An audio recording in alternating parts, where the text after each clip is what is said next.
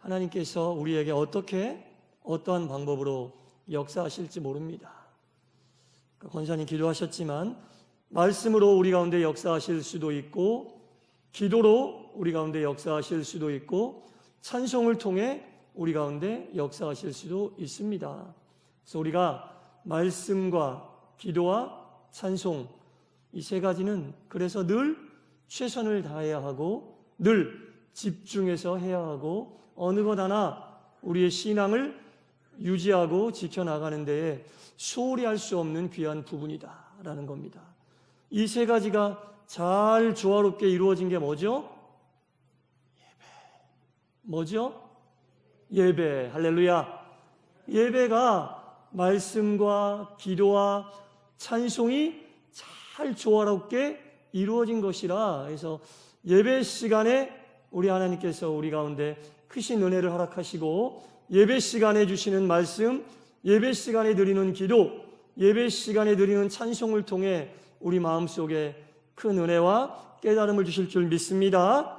그래서 예배에 승리하는 성도가 신앙에 승리하는 것이고, 예배에 집중하는 성도가 하나님의 큰 은혜를 가장 많이 받을 가능성이 확실히 많다는 겁니다. 그래서 우리가 교회에서 드리는 모든 예배에 여러분 집중해서 참여하시고, 함께 기도하자고 할 때 집중해서 기도하시고, 찬송 부를 때 힘을 다하고 정성을 다하여 찬송할 수 있는 귀한 믿음의 길 가시기를 다시 한번 축원합니다.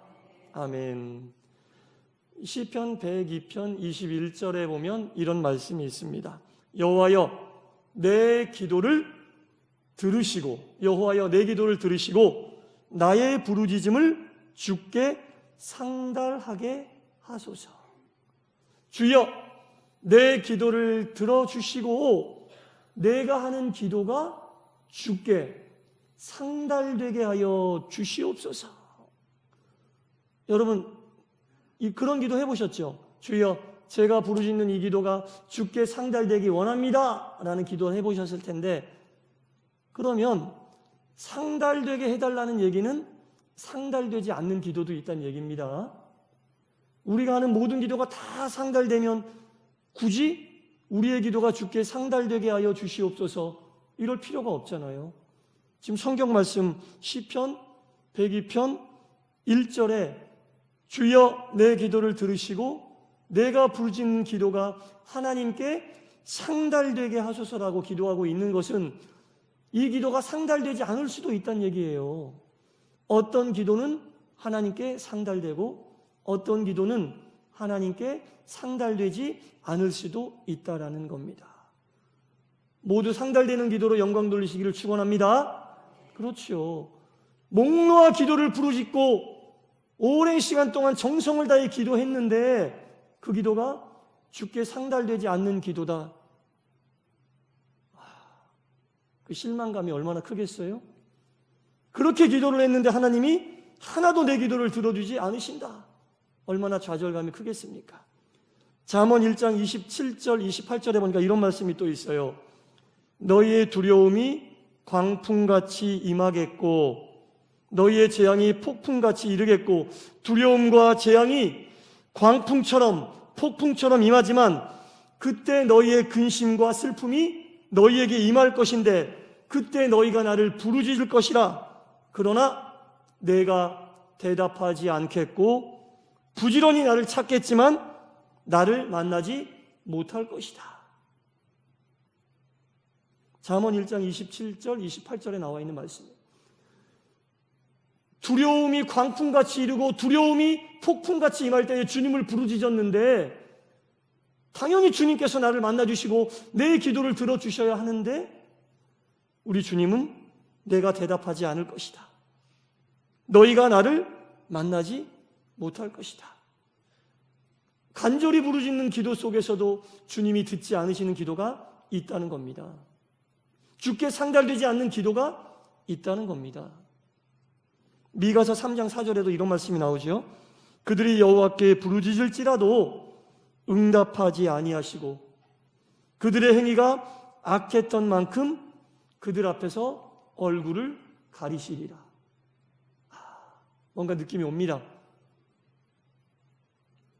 그들이 행동이 악했던 만큼 하나님께서 얼굴을 가리실 것이라.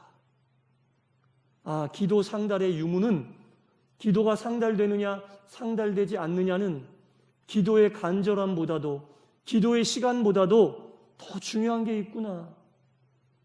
우리의 행동이 하나님 보시기에 악했느냐 악하지 않았느냐가 우리 기도를 주님이 들으시느냐 들으시지 않느냐를 결정하는 핵심적인 요소가 되는구나. 미가서 3장 4절 말씀이었습니다. 세상에 누가 부르짖는 기도가 주께 상달되지 않는 걸 원겠어요? 다 상달되기를 원하고 있죠. 그러나 말씀에서도 방금 살펴보았듯이 실제로는 상달되는 기도가 있고 상달되지 않는 기도가 있다는 겁니다. 오늘 본문을 통해 구체적으로 상달되는 기도는 어떤 기도인지 살펴보겠습니다. 말씀의 제목이 하나님 앞에 상달되어예요. 뭐가? 우리의 기도가. 우리가 그렇게 부르짖고 외치고 간절히 하나님을 찾고 있는 그 기도가 하나님께 상달되기 위해서는 어떻게 해야 하는가? 다시 한번 본문을 읽어보겠습니다.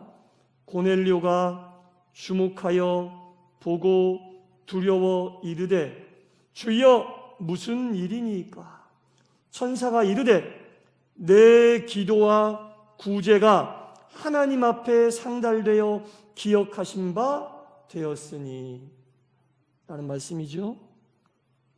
어느 날 고넬료가 환상을 보았습니다. 환상 속에 천사가 나타나서 고넬료에게 이야기합니다. 천사가 이렇게 이야기했습니다. 내 기도와 구제가 하나님 앞에 상달되어 기억하신 바가 되었다. 여기서 기억하신 바 되었다는 얘기는 기념비가 되었다는 뜻이에요. 우리가 언제 기념비 세워줍니까? 말 그대로 기념할 만한 일이 있을 때. 그 옛날에 조선시대 연료문 세워주잖아요. 아무에게나 세워주는 거 아니잖아요. 언제 세워줍니까? 연료로서 인정받을 만한 행위가 그의 삶에서 나타났을 때 나라에서는 그것을 기리기 위하여 연료문을 세워주는 거예요. 기념비를 왜 세워줍니까? 우리가 뭔가를 기념하고 그 정신을 잃어버리지 않고 그것을 볼 때마다 마음속으로 되새기고 다시 한번 마음을 다잡기 위한 증표로 기념비를 세우잖아요. 오늘 고넬료의 기도가 하나님 보시기에 기념비를 세울 정도로 합당한 기도였다. 하나님 보시기에 기념할 만한 정도로 온전한 기도였다라는 것을 우리에게 보여주고 있는 것입니다. 천사가 고넬료에게 이야기를 하죠. 내가 하나님께 드린 기도가 상달되어 하나님께서 그것을 기억하셨다고만 이야기한 게 아니라 기도 뒤에 또 뭐가 붙어요? 제 얼굴만 보시면 안 되는데 기도와 무엇이? 기도와 구제가 하나님께서 보시기에 내 기도와 구제가 하나님 앞에 상달되어 기억하신 바가 되었다. 기도와 구제가 하나로 묶여서 하나님께 상달되었다. 그리고 하나님께서 그것을 기억하신다. 그것을 기념비적으로 여겨주신다라는 말씀입니다. 기도는 알겠는데 그러면 이 본문에서 이야기하고 있는 구제는 과연 어떠한 뜻인가? 이게 단순히 사전적인 의미의 무언가를 가지고 다른 사람을 도와주는 그런 구제 행위를 이야기하는 게 아니라 구제할 때 사람이 가져야 할 마음가짐을 이야기하는 거예요. 우리가 쉽게 구제한다라고 할 때 어떤 마음가짐을 가지고 구제해야 하는지 생각할 수 있잖아요. 정치인들이나 물질을 많이 가지고 계신 분들이 연말에 구제하듯이 연례 행사로 다른 사람들에게 자기의 존재감을 나타내기 위하여 하는 그런 자기 홍보용, 자기 과시용 구제의 마음 말고 하나님께서 예수 그리스도를 이 땅에 보내실 때 가지셨던 우리를 불쌍히 여기시고 긍휼히 여기시고자 하는 그 마음을 가지고 구제해야 그 구제가 진짜 구제 아니겠습니까? 오늘 본문에 나오는 이 구제라고 하는 단어가 가지고 있는 속뜻은 바로 그런 뜻이에요. 고넬료에게는 그런 마음이 있었다는 거죠. 고넬료는 경건한 사람이었습니다. 이방인이었지만 유대인의 영향을 많이 받아서 경건하게 예배를 드리는 사람이었고, 경건하게 기도하는 사람이었고, 정말 인간을 사랑하는 긍휼한 마음을 가지고 구제했었던 그런 사람인데, 하나님은 이방인이었던 이 고넬료의 진심을 꿰뚫고 계셨던 거죠. 이 구제에 합당한 마음, 당신이 원하는 마음을 가지고 사람들을 돌보고 사람들에게 행위했던 이 고넬료의 행동이 하나님 보시기에 합당함으로 이 고넬료가 했던 기도와 구제를 받으시고 기억하시고 기념비적으로 여기셨다는 겁니다. 그리스도인들이 기도하는 시간 외에 삶을 살 때 어떠한 마음을 가지고 살아야 할지를 보여주고 있는 거예요. 기도하는 시간에는 하나님께 집중합니다. 온 힘과 능력과 정성을 다해 간절히 하나님께 기도합니다. 그 기도의 내용과 그 기도의 결과는 무엇을 통해 드러나게 돼 있어요? 기도 시간 외의 시간에 우리가 행동하는 그 모습들, 하는 말들, 그것을 통해 그 기도의 결과가 나타나게 돼 있어요. 고넬료는 간절히 기도했고, 기도 시간 외에 행동하는 시간 속에서 그가 했던 말과 그가 했던 행동들, 그가 사람들을 대했던 모습이 하나님 보시기에 합당했던 거죠. 그러니 이 기도가 삶을 통해 드러나는 모습을 보니, 아, 기도와 삶이 하나가 되었구나. 이 기도가 주께 상달되고 하나님이 그 기도를 보시니 기념비적으로 세울 만한 합당한 기도였다라고 판단해 주시고 내가 기억하겠다고 말씀을 해 주신 겁니다. 여러분, 우리의 간절한 기도보다 더 중요한 것은 그 기도의 결실을 맺는 그리스도인들의 삶에 매여 있다는 거예요. 기도 시간 외의 시간에 우리가 어떠한 생각으로 사람들을 보고 있고 어떠한 마음으로 이 세상을 살아가고 있는 크리스찬인지 늘 되짚어보고, 오늘도 내가 했던 기도가 우리의 삶을 통해 나타나고 있는지, 내가 주 앞에서 기도 시간에 다짐하고 결단했던 것들이 내 삶 속에서, 내 말 속에서, 내 행동 속에서 진심으로 나타나고 있는지, 내가 주님을 사랑한다고 기도했는데 그 주님의 사랑이 나에게 왔는데 내가 주변 사람들에게 그런 사랑으로 그들을 긍휼히 여기고 불쌍히 여기고 있는지, 이 기도 외 시간에 우리에게 보여주는 삶의 모습들을 통해 우리의 기도에 주님 기억하심의 여부가 결정이 된다는 거예요. 기도 시간 외 시간에 모든 것이 결과로 결정이 된다라는 겁니다. 이 구제에 대해서 우리 예수님께서 우리에게 주신 말씀이 있는데, 마태복음 6장 2절부터 4절을 제가 한번 읽어보겠습니다. 구제할 때 외식하는 자가 사람에게서 영광을 받으려고 회당과 거리에서 하는 것 같이 너희 앞에 나팔을 불지 말아라. 그들은 이미 자기 상을 받았느니라. 구제할 때에 오른손이 하는 것을 왼손이 모르게 하여 내 구제함을 은밀하게 하라. 은밀한 중에 보시는 너희 아버지께서 갚으시리라. 우리가 기도하고 그 기도에 합당한 행동을 해야 하는데, 그 행동하는 모습이 이처럼 외식하는 자들의 모습의 행동이 나타나서는 우리의 기도가 하나님 앞에 상달되기 힘들다는 얘기죠. 그런 우리의 기도를 보시고 하나님께서 우리의 기도를 기억하시기 힘들다는 얘기죠.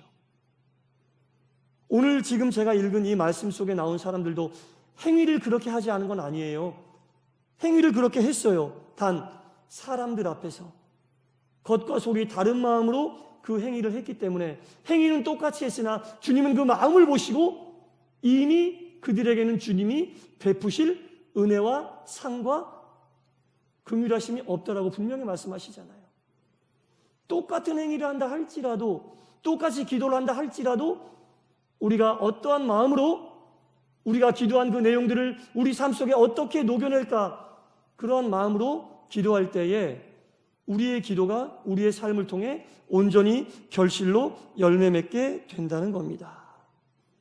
사실은 기도보다도 기도 시간 이외에 우리가 보여주고 있는 삶의 모습들을 되돌아보는 것이 훨씬 더 우리의 기도가 주님 앞에 상달되느냐 상달되지 않느냐, 다시 말씀드리면 그리스도인으로서 성숙한 그리스도인의 기도이냐 그렇지 않느냐 확인할 수 있다는 겁니다.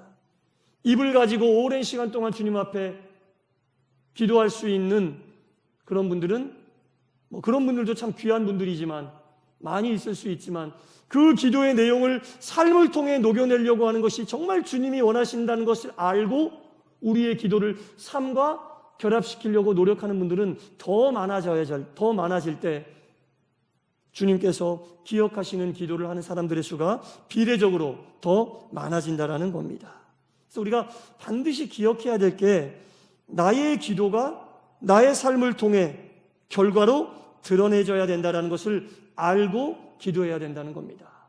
기도와 삶이 따로따로 분리가 되어 있으면 안 된다는 얘기죠. 그리스도인들이 어떤 마음을 가지고 삶을 살아야 하고 어떤 말을 하고 어떤 행동을 해야 할지 늘 내 기도를 생각하면 우리가 되짚어 볼 수 있잖아요. 우리의 기도가 우리의 삶 속에 행동으로 나타내줘야 된다라는 겁니다. 그리고 그 마음은 주님께서 우리에게 예수님을 보내주셨을 때 가지셨던 그 긍휼히 여기는 마음을 가지고 우리가 주변을 되돌아봐야 한다는 겁니다. 우리가 아무리 우리의 가진 모든 것을 총동원해서 구제하고 우리의 몸을 불사르게 내준다 할지라도 주님께서 우리에게 주셨던 그 사랑의 마음이 없으면 소용이 없다라고 고린도전서 13장 3절에 우리에게 말씀해주고 계시잖아요. 사랑이 없으면 내게 아무 유익이 없다. 여러분 생각해 보세요. 우리가 행동을 똑같이 한다 할지라도 그 행동에 대한 결과로 하나님께 인정받지 못하고 아무 유익이 없다라는 결과와 판단을 받게 되면 억울하잖아요. 억울하지 않으세요? 하나님을 믿는 사람이 하나님에게서 인정받지 못할 때 가장 억울함을 느껴야 되는 거예요. 하나님은 나를 인정해 주시지 않아도 상관없어. 사람들이 나를 인정해 주면 그걸로 만족해. 그건 안 되죠. 하나님을 믿는 사람은 하나님에게 인정받기 위하여 하나님이 어떤 것을 인정해 주시고 하나님이 어떤 기도를 들으시고 하나님이 어떠한 마음을 가지고 살아가는 성도의 모습을 기뻐하시고 그들의 모습을 기념비적으로 세워주실까? 늘 이 고민을 하면서 그리스도인들이 살아갈 때 기도할 때도 하나님을 의식하게 되고 행동할 때도 하나님을 의식하게 되고 말할 때도 하나님을 의식하지 않을 수 없다라는 겁니다. 그래서 우리가 오직 하나님의 영광과 또한 나를 대하는 사람들의 인격을 고려하면서 하나님의 영광이 가장 먼저고 내가 만나는 사람들의 인격을 고려하면서 생각하고 판단하고 말하고 행동할 때 그것이야말로 하나님이 가장 기뻐하시는 삶의 모습이 아닌가라는 거죠. 또한 그런 기도가 하나님께 영광 돌리고 나와 내 주변에 있는 사람들의 인격을 고려하면서 드리는 기도가 하나님께서 기억하시는 기도가 될 것이라는 겁니다. 우리가 이 고넬료가 바로 그러한 마음을 가지고 하나님께 간절히 기도하고 그러한 마음을 긍휼한 마음을 가지고 어려운 사람들을 구제하며 삶의 모습을 통해 나타났을 때 이는 이방인이었음에도 불구하고 이 고넬료로 인하여 하나님께서 베드로를 통해서 그는 물론이고 그의 가정과 그의 가족과 그의 이웃과 먼 친척과 친구들까지도 모두 구원해 주시는 이 놀라운 역사의 스토리를 성경에 그대로 쭉 써주고 계시잖아요. 한 사람의 이방인에 대한 이야기가 이렇게 성경에 핵심적으로 쭉 나와 있다는 것은 반드시 주님께서 이 사람의 기도와 행위를 기념비적으로 세우셨기 때문에 우리가 이들의 이 고넬료를 보고 도전을 받아야 된다는 얘기예요. 우리가 이 고넬료의 모습을 보고 어떻게 기도하는 기도가 하나님이 기뻐하시는 기도고 기억하시는 기도인지 어떠한 마음으로 구제하는 것이 하나님께서 기뻐하시는 그리스도인의 마음 자세인지 우리가 이것을 보고 교훈을 받고 도전을 받아야 한다는 겁니다. 그리스도인들은 항상 하나님께 영광과 만나는 모든 사람들에게 선한 영향력을 행사하며 그들의 인격을 존중할 수 있어야 한다는 겁니다.